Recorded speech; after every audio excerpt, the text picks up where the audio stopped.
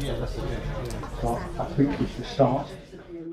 It's a great pleasure this evening to have James Moyer speaking to us about what they're planning at the castle in the next few years and the fundraising they need to do to repay a loan of about £500,000, which they were given by a generous benefactor.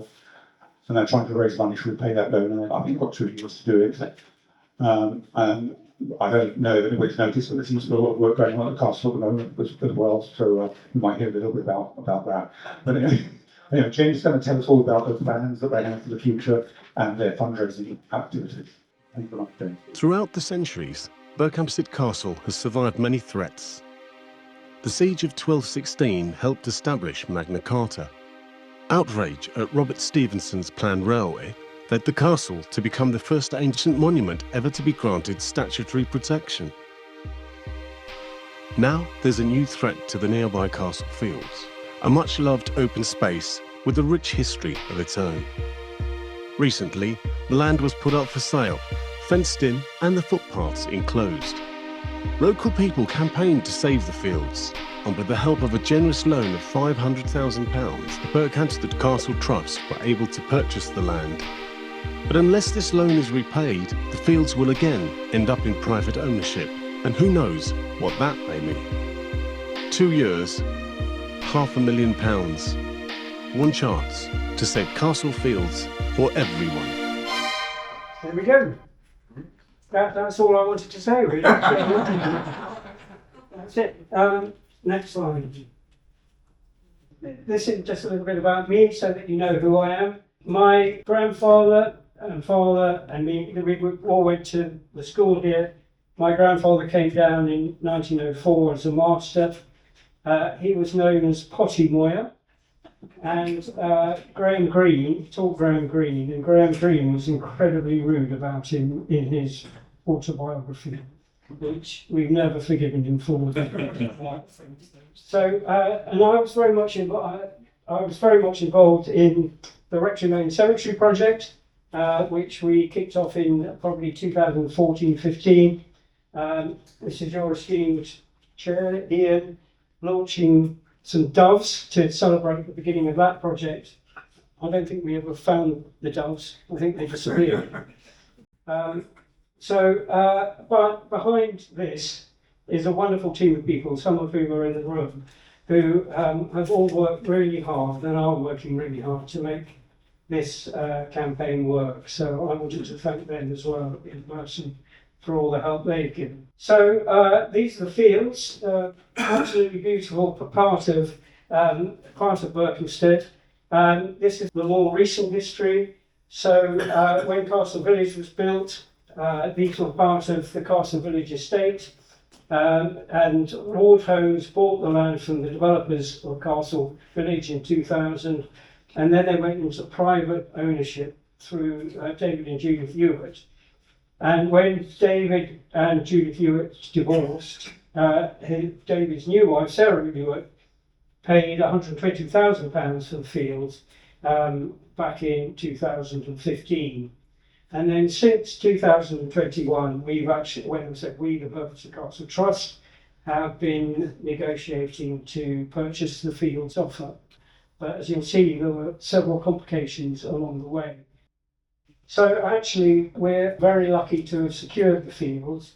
In 2015, the fields were included in DPT's call for sites for housing development.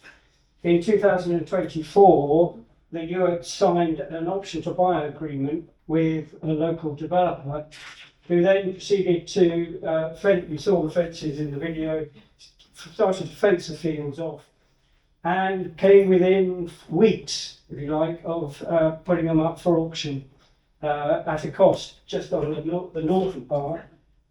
He was looking for or the auctioneers were looking for £450,000 just for the northern part of the fields. Really must pay tribute to the Castle Fields Interest Group, some of whom are here. They started really protesting about the work that had gone on the fields, the fact that access was being restricted with the fencing, And as you can see, there's a white stag here who wasn't very happy with the fencing, was completely stuck on the footpath that they've created. But just wanted to pay tribute to Jean here, who very kindly drew our logo for us, featuring the trapped white stag, and a symbol really of what we were trying to do with the field. So the fencing all went ahead. You can see it was actually incredibly damaging, and everyone felt completely constrained. And actually, a lot of people just gave up walking the fields because they felt so uncomfortable with being squeezed and hemmed in by the fencing. In 2025, after the auction debacle, the owner withdrew from that agreement and offered to sell the land to Berkshire Carter Trust for £600,000, which was a considerable increase on what she paid for them in 2015. We knocked it back to 500,000, which is why the loan is the nature of it is, and that was secured by a philanthropist who grew up in Berkhamsted, and the terms of the loan are that, as the video said, we have to pay that back in 2 years. Well, it's now 18 months because this was back in September. So we've been fundraising on the campaign since September, and there's a long way to go. We'll talk about that in a minute. Next slide, please. So just a very little bit about the Castle Trust. You probably do know that the castle is still owned by Prince William. They have a partnership agreement with English Heritage, who manage the main castle site. But the Berkhamsted Castle Trust was specifically set up in 2017 when the successor to the Wellcome Foundation, who actually owned this strip, the bit outlined in blue, they passed it on to a drug company, Mallinckrodt, who are based in America. They didn't have a clue that they actually owned the priceless piece of British history. And Adrian Baring, who's chair of the trust, had contacted the CEO there and said, would they like to donate the land to the Castle Trust? And without really much of a murmur, they said, of course we would, because we don't really have much of a need for it over in America.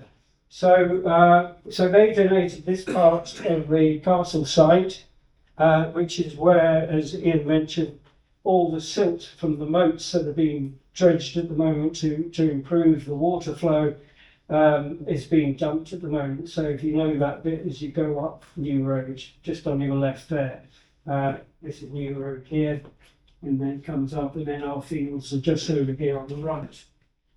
Berkhamsted Castle Trust acts as a local manager for the site on behalf of English Heritage. It runs the visitors room, and as I said, already owns that part of the site to the east.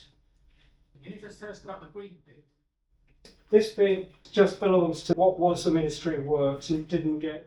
It had been sold off prior to the main sale, the main leasing of the castle. So that still remains in the hands of the successors to the Ministry of Works.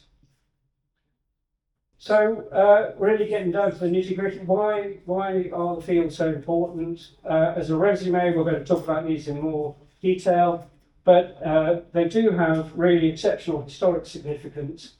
There's great potential for increasing and enhancing the biodiversity of the fields, and also just where they are in terms of being a green line right into the centre of Berkhamsted. They are really a vital green space for the community and for people to use for health and well-being purposes. So just on their historical significance, you'll all be aware of the importance of the castle as really the place that William the Conqueror accepted the surrender of the English nobles in 1066. This was his route across the Channel and then around, and there at Berkhamsted he accepted the crown before entering London. So, I mean, just from that point of view, it's an incredibly important historic site. Next slide, please. And then, not only that, in 1216, as part of the Magna Carta kind of deliberations between the barons and the kings of England, the barons invited Prince Louis of France to come over to regain the title from the king, King John. and they laid siege to the castle. It was originally believed, for some extraordinary reason, that these had been built to where the trebuchets for the siege could be put. But I mean, how on earth would you construct these without anyone in the castle knowing? I'm not quite sure. But it seems now almost certain that they were built as part of the protection of the castle when it was under threat of the siege in 1216. This is just a view of the fields through space. And as you can see, there's lots of possibly interesting things going on in those fields, which will be part of the kind of the archaeological investigation that will go on over time to see what else is important there. And the siege, interesting, was the first time it's thought that trebuchets, the machine that hurls dead animals and everything into whatever you're besieging, were used in England. So again, it's an important battlefield site. And I asked AI to reconstruct the siege for me, and they didn't get the castle quite right. But I was rather pleased to see that they got the actual position of the siege bang on, and I have no idea how they managed to do that, but it's a wonderful thing.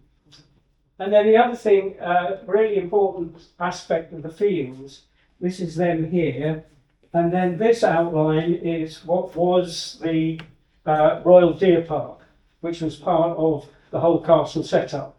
And in fact, every single king and queen from 1066 through to Charles I, in fact, hunted here, hunted on this land.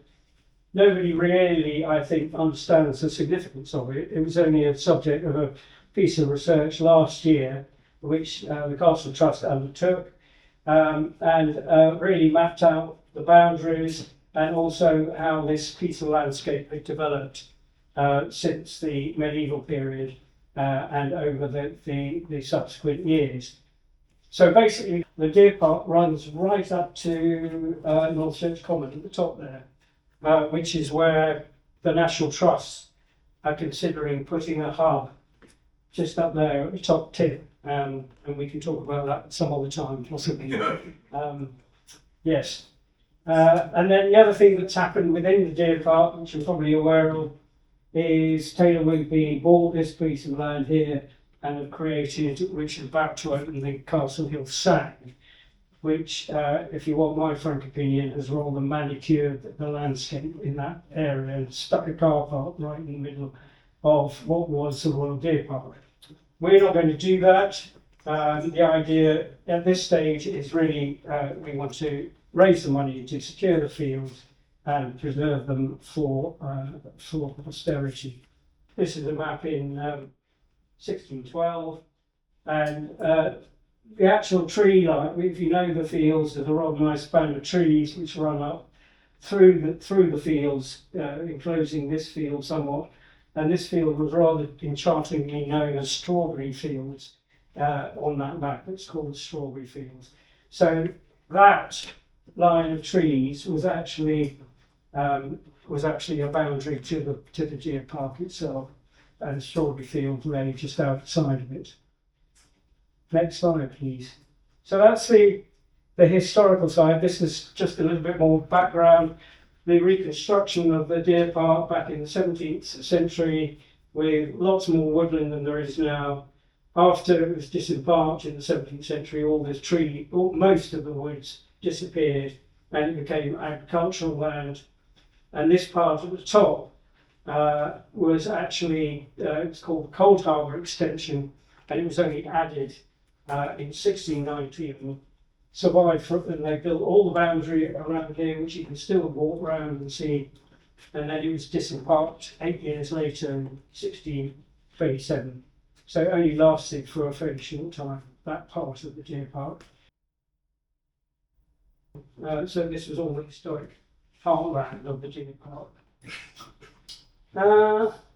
So what we're interested in as well is that the fields form really a platform for looking a wider interpretation of the entire Deer Park area, and we have already submitted a project inquiry to the National Lottery Heritage Fund to look at better interpretation of the parkland itself.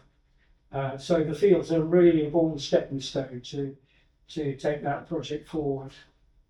So this is just a rather lovely engraving from 1724 after the deer park had been disembarked. See the castle very clearly there, St Peter's Church there, and then Berkhamsted Place has appeared on the horizon up there in the early 17th century. And you'll be aware of the interest in Lime Tree Walk, so Lime Tree Walk shown here, and this was Castle Hill running up there, so there were two avenues up to Berkhamsted Place. So again, you can see the real proximity of the fields to the castle, the relationship there, and this is the line of trees I was talking about, which you saw on the earlier map. Just continuing on the historical significance, Graham Greene, of course, my favourite person. He described his journeys up to the Common, where he was considering playing Russian roulette up on the Common. And this is the only political joke I'm going to make tonight. But we all know about Greenland and what might happen to that. So we need to ensure that we protect Greenland, even if we don't. Get it? Yeah. So I have those three things why it's so important to protect the fields. The other aspect is protecting and enhancing the biodiversity of the fields. And the emerging neighbourhood plan, which some great work has been going on. The fields are definitively part of that northern wildlife corridor, which makes such an important part of increasing biodiversity and creating this corridor up to the open land where the golf course is, etc.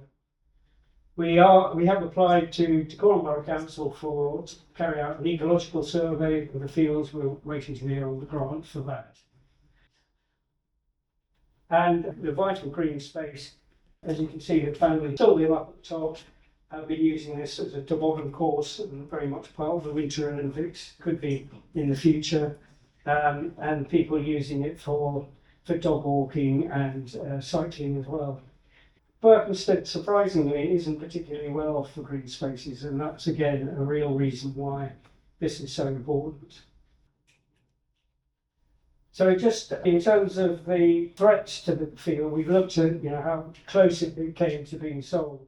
There's still emerging threats, which I don't know if you've seen, but recently they've announced about relaxing greenbelt legislation to build particularly near stations. So this is an ideal area, if you like, where development could still be considered if it had remained in the hands of private developers.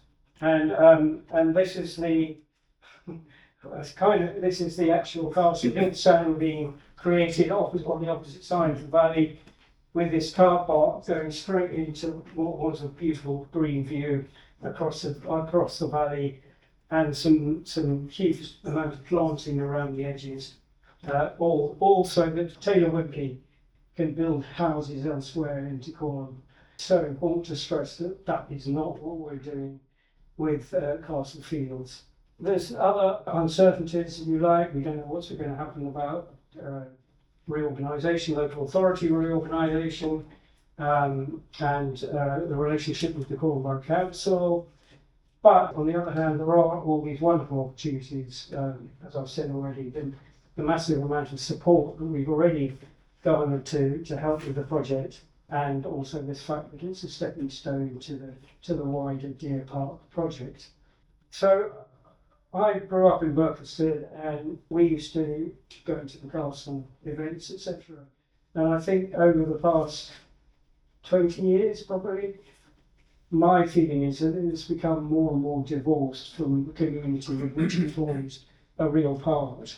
And I think this project is something which will hopefully reinvest in people's understanding of the significance and opportunities that survive with the castle and the fields themselves. So we've got quite an ambitious fundraising strategy in hand. I won't go through all of it, but I'll talk about the what three words thing in a minute. But we've been crowdfunding for since September. We've had several meetings with people who own properties around the fields and who would be most impacted by any future development. We've got events planned in the fields themselves, off-site, and I just need to flag up that March the 1st, there's some wonderful people, 10 runners who are running on behalf of the Castle Fields campaign and can be sponsored as well for that running. They've already raised, I don't know, nearly 10,000 pounds already between them. One of the things we do want to do as well is reintroduce some locally run events within the castle site itself, and that's something we are talking to English Heritage about. We have a market stall every at the artisan market, and Sia from where you are there, who's been set up the artisan market, and that's given us a great opportunity to tell people about the project and get people on board for being kept on board for information about the campaign. And then, as I said, we're looking at National Heritage Lottery Fund grant scheme as well for it. Can I just ask a question? Yeah, What is a silent disco? It's like what they call it, the opposite parent. well, it's exactly what it said. People wear headphones, so you don't hear it. So you're all there together dancing, and you have no idea what other people are listening to. So I'm sure you'll be all up for that, won't you? So one of the things we're considering is a What Three Words project. Are you all familiar with What Three Words, which is a geographical locational system where the entire country is being divided up into 3 by 3 metre squares. And for our 30 acres, that constitutes 13,500 plots. And if we grid them up in the What Three Words manner, we can then start looking both retrospectively for people who've donated down in the future of allocating plots within the fields themselves, which I think is a rather nice way of culling more interest and involvement in the project. And we're also looking at doing this with the University of Hertfordshire as part of their research project as well. So that's the What Three Words project. Next slide, please. Now, purpose of Citizens Association. I don't know how many, who are members here? Quite a lot of you. So I don't know if you're aware, but your inaugural meeting back 102 years ago, 1924, was actually held at the castle. So you have a deep-rooted connection with the castle. And then as early as 1931, that was 7 years after you started off, you came to an arrangement with the then Ministry of Works to plant around the boats. And this carried on, I think, this was 1990. So they're still planting right up until now. Does anyone remember the planting? No? But it still manifests itself in spring when the flowers come out. So it's been a major involvement of the BCA for a long period of their existence. So one of the purposes of being here and talking to you, we had brief discussions with other members of your trustees, was really we would enormously appreciate BCA's involvement in the campaign. You've already started doing that with on your website, the talk tonight, obviously, and also giving you some links on your website to Burford Castle, and hopefully you'll be able to expand that to include the Castle Fields campaign. So that's number one. Number two, any help paying back the loan obviously would be extremely, we welcome very much. This is our thermometer. And as you can see, we're inching our way towards the first 100,000 in 6 months. So we're very pleased with that progress. But as you can see, there's a long way to go. It's important to stress that some people have asked me, well, what happens if you don't raise all the money? But the important thing at this stage to realise is that every donation buys or secures more, buys the wrong word, but secures more of the land, because we then pay back that part of the loan.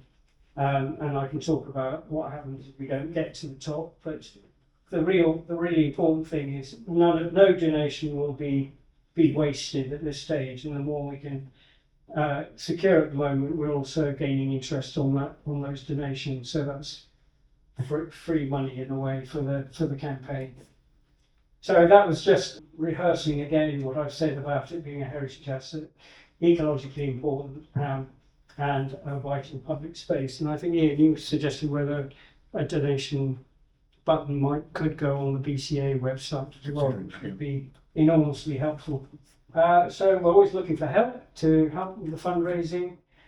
We've got an auction of promises planned in October, so if you have anything that we might be able to donate to that would be great. We have a market stall every second Sunday in the month, the Artisan Market, which I mentioned earlier. And then also the Castle Fields Flyers, I've mentioned, who are running on March the 1st. We had this fantastic thing very early on. We was Alex Choppinghair on the right, who just came to the market stall and said to his mum on the way back, "I'd like to do something for the campaign." So he ran 10 times up and down George Street and he raised £2,000. So that was fantastic, and what a great thing for a young guy to do. So if you know it, we only need another 250,000 Alex Choppings and we'll be there. So as I mentioned earlier, one of the things we are looking at is events at the castle, and certainly it would be great if we could coordinate with BCA on perhaps delivering some of these. I actually went to the pageant. Do you know, anyone remember the pageant? Alan, do you remember the pageant? Miranda? So I was there in 1966, but it was just an indication of what I was saying before, really, as to what a powerful draw and magnet the castle was in those days.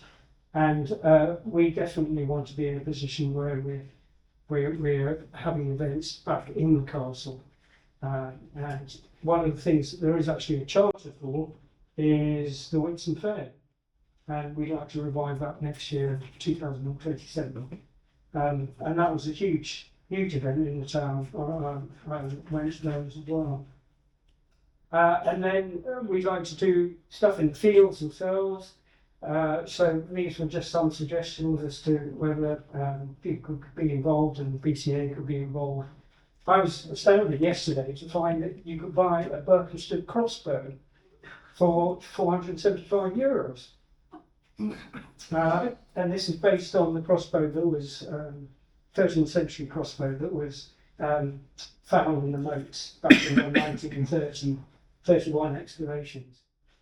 And then really there's an opportunity to do all sorts of off-site parish events, talks, open gardens, timing possibly in Berkhamsted in Bloom, musical evenings, pub quiz, anything like that people feel incentivised to organise on behalf of the campaign. We'd love to hear from you.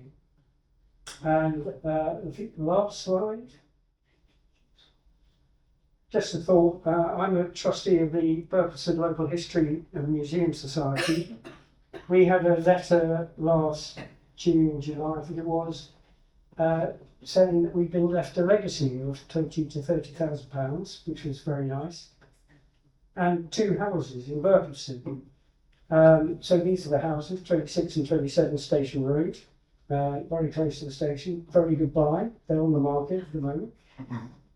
So if you know anyone with a spare house who would like to donate to the campaign, that would just really seal everything very quickly. So I think that's it.